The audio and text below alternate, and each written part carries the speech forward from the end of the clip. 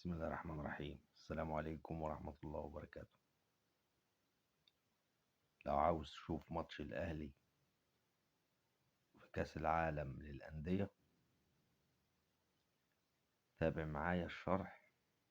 خليك تتفرج على الماتش ببلاش على الأقمار ديت والقنوات دي، وكل القنوات دي بتستقبلها بطبق 60 سنتي وطبق متر.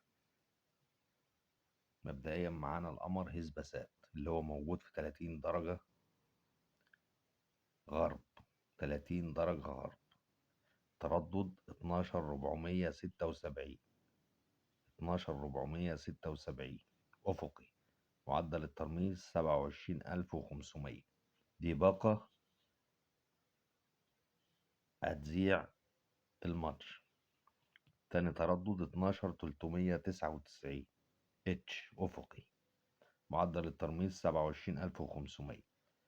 معانا برضو التردد 12360 أفقي، معدل الترميز 27500.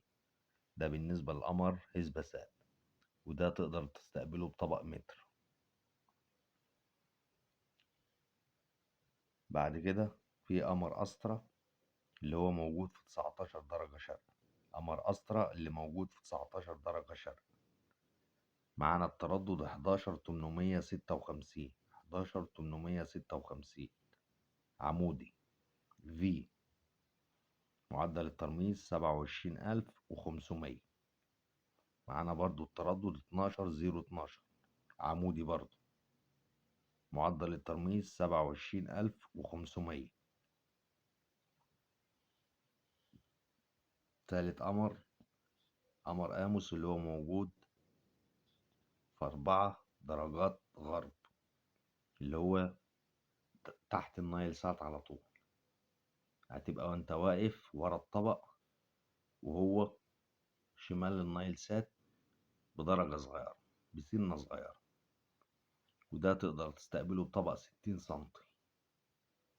كل القنوات دي اللي انا بقولك عليها دي مفتوحة، وهتذيع الماتش بالمجان. كل القنوات دي مفتوحة، تقدر تستقبلها على الرسيفر عندك، ما هيش مشفرة او الكلام ده كله. هتقدر تستقبلها بطبق 60 سنتي. معانا التردد 10842، 10842 عمودي، معدل الترميز 30000. معانا التردد برضو 10972 عمودي، معدل الترميز 30000. تردد 10890 عمودي برضو، معدل الترميز 30000.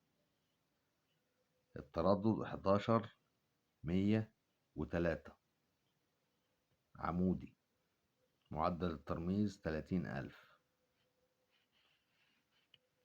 معانا بعد كده آخر قمر اللي هو القمر البلغاري اللي هو موجود في 1.9 درجة شرق، 1.9 درجة شرق، وده تقدر تستقبله بطبق متر.